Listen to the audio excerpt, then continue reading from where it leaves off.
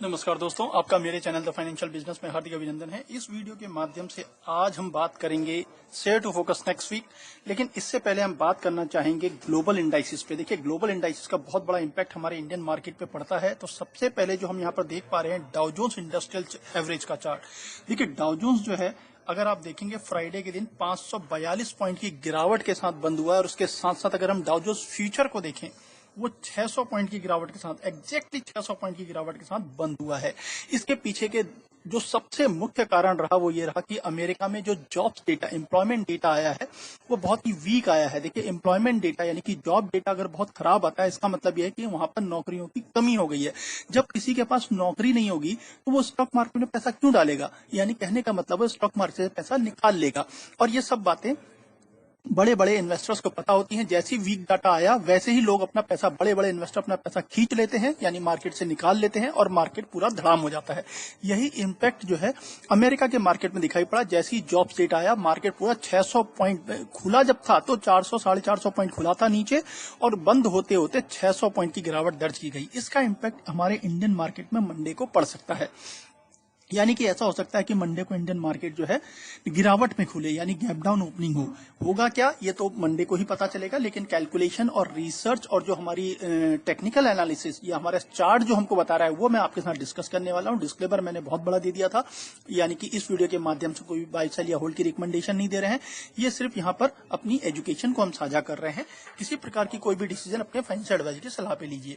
अब हम आगे की तरफ बढ़ते हैं और यहाँ पर देख पाते हैं ग्लोबल इंडाइसिस। ग्लोबल इंडाइसिस में अगर हम देखेंगे, सारे के सारे जो विश्व के बड़े इंडाइसिस हैं, सबका यहाँ लिखा जोखा है। देखिए, सारे के सारे मार्केट नीचे गिरे हुए हैं, कोई भी यहाँ पर ग्रीन नहीं दिख रहा है, सिवाय एक बेवकूफ मार्केट के। उस बेवकूफ मार्केट का नाम है, यहाँ पर मैं दिखाई देता हूँ, जिसका नाम है कराची, पाकिस्तान।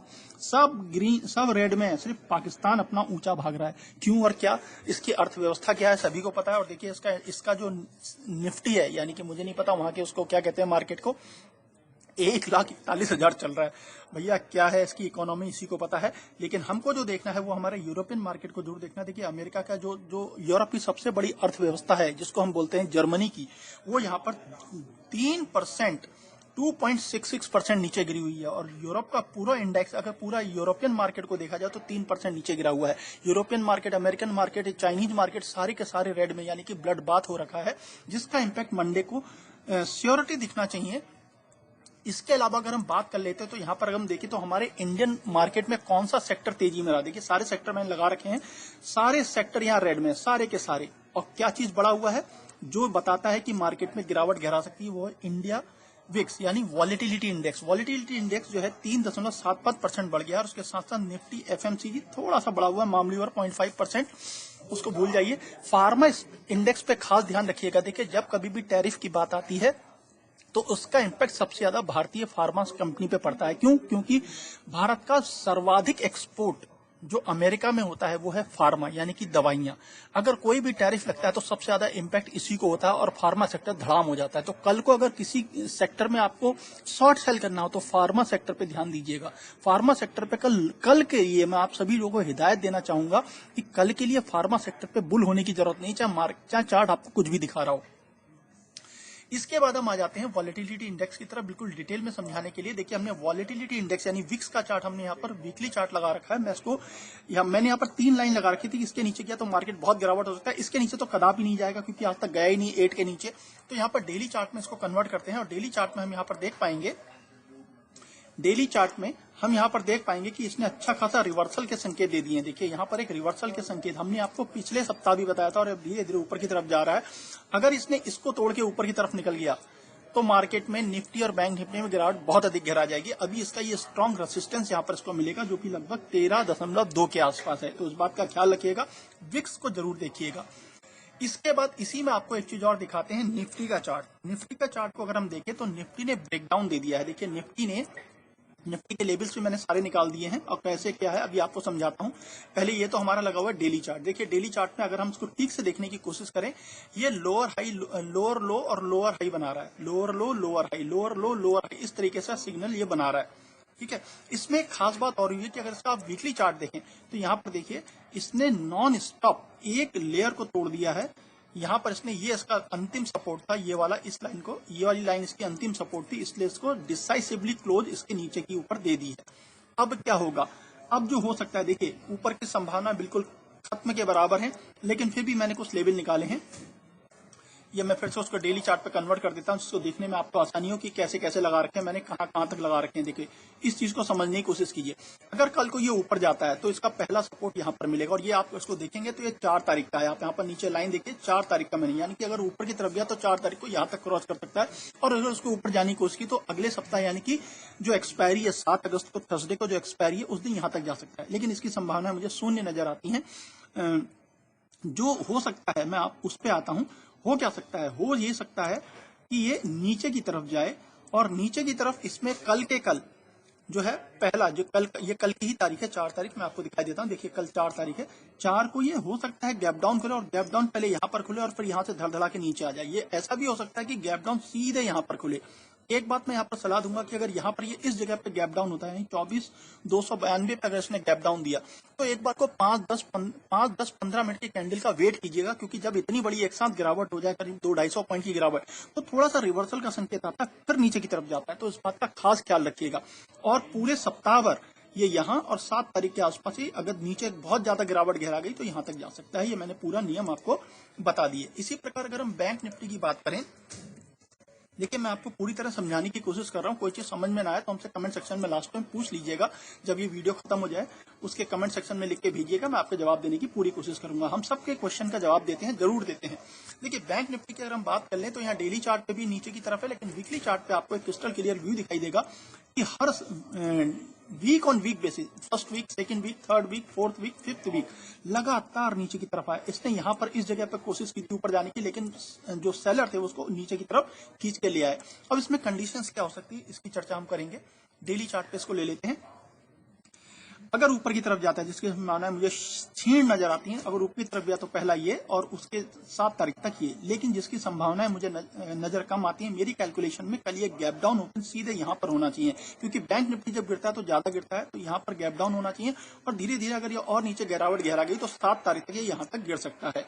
तो इस पे आप नजर बनाए रखिएगा।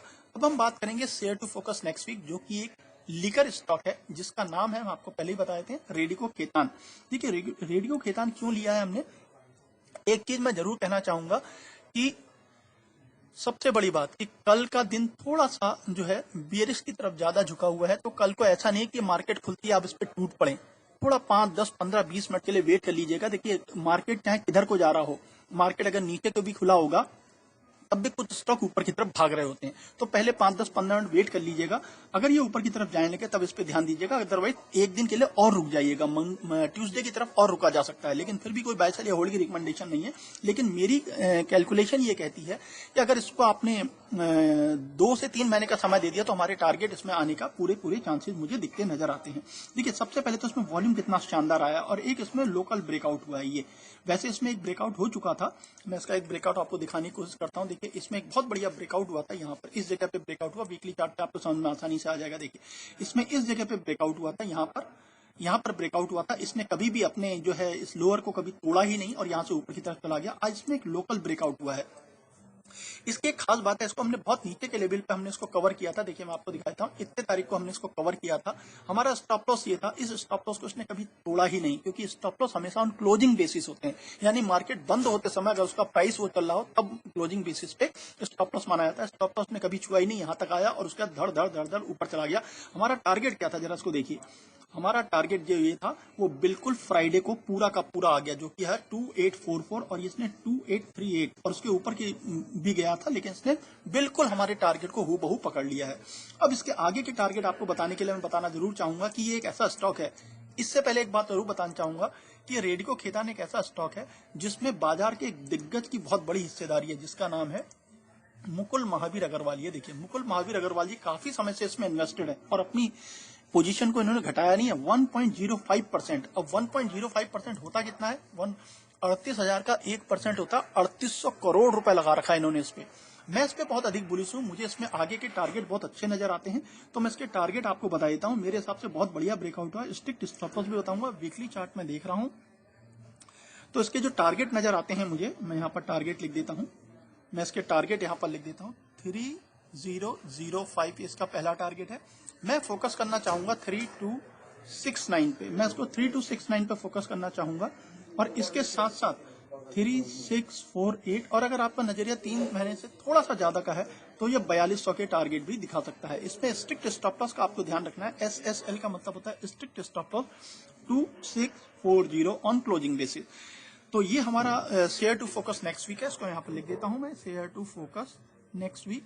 आपको वीडियो कैसा लगा कमेंट सेक्शन में लिख के जरूर बताइएगा। आपको कोई क्वेश्चन हो तो हमसे कमेंट सेक्शन में लिख के पूछेगा। हमारा जो है पेड सर्विसेज शुरू हो चुकी हैं। जिनको हमारी पेड सर्विसेज लेनी है वो हमारे को व्हाट्सएप मैसेज करके या इस कमेंट सेक्शन में हमसे पूछ के हमें लिख के भेज दीजिए, हम आपको पेमेंट लिंक भेज देंगे। नमस्कार, जय भारत, जय हिंद, शुभ रात्रि, जय माता दी, हर हर महादेव।